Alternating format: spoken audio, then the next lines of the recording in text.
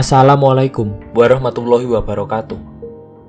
Kembali lagi kita bertemu di channel Bang Bet, yang akan selalu menceritakan kisah-kisah mistis, tragedi, dan sejarah kelam yang pernah terjadi sambil menggambarkan sebuah ilustrasi.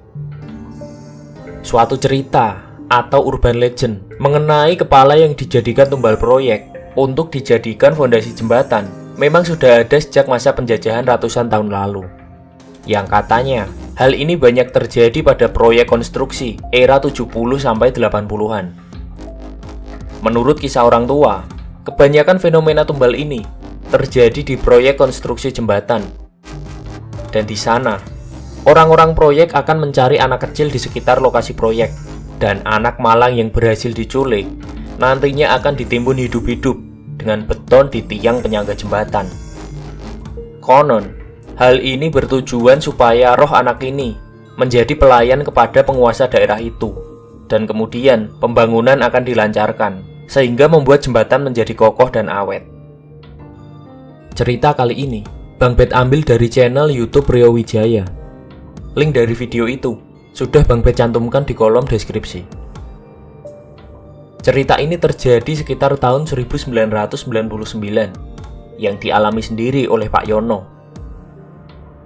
Ia merupakan seorang pekerja yang kala itu tergabung dalam sebuah proyek untuk merenovasi sebuah jembatan yang hampir roboh yang berada di Jawa Tengah. Ia menceritakan kisahnya yang berada di luar nalar saat itu. Dalam proyek ini, ia bekerja bersama dengan 20 orang pekerja lain. Dikarenakan konstruksi jembatan yang sudah sangat tua dan sudah tidak memungkinkan untuk dioperasikan lagi, proyek ini mengharuskan para pekerja untuk membongkar dan mengganti semua konstruksi jembatan itu, mulai dari bagian atas hingga ke bagian tiang panjang di bawahnya. Pak Yono beserta timnya memiliki tugas untuk membuka 6 buah tiang panjang yang menopang jembatan tersebut. Singkat cerita, setelah bagian atas selesai dibongkar, mulailah tim Pak Yono dengan alat beratnya mencabut tiang panjang itu satu persatu. 2 tiang panjang dari sisi pinggir sudah selesai dicabut. Hingga saatnya untuk mencabut tiang panjang ketiga yang berada di tengah-tengah, yang juga merupakan tiang panjang utama jembatan ini. Mulailah dilakukan penggalian di sekitar tiang untuk memudahkan pekerjaan penarikan tiang. Pak Yono mulai mengikatkan rantai di tiang itu, untuk selanjutnya ditarik menggunakan eskavator. Saat tiang telah dapat diambil, betapa terkejutnya Pak Yono dengan tim ketika mereka memeriksa lubang bekas tiang panjang itu. Pak Yono menemukan 2 buah tengkorak kepala manusia berada di dasar lubang itu. Penemuan ini membuat seluruh pekerja proyek ini pun terkejut. Pak Yono segera melaporkan penemuan ini kepada atasannya, yang merupakan Pimpro atau pimpinan proyek ini. Kedua tengkorak itu pun diambil dan diletakkan di hadapan seluruh pekerja yang berada di sana. Setelah diperiksa lagi, memang benar, itu adalah tengkorak kepala manusia. Sebuah tengkorak seukuran orang dewasa yang sudah kotor dan terlihat sangat tua. Di situ Pak Yono meminta kepada pimpinan untuk memanggil warga sekitar dan tetua adat sekitar atas penemuan mereka.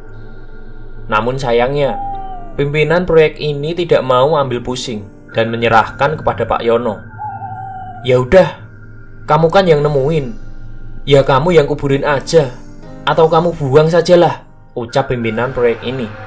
Pak Yono pun yang sedikit kecewa hanya bisa mengikuti ucapan pimpinan itu.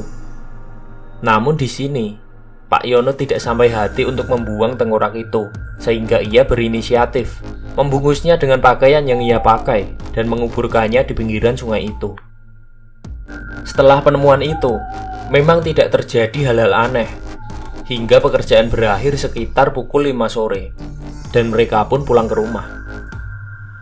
Karena lumayan jauh dari proyek ini, Pak Yono sampai di rumah pukul setengah 9 malam.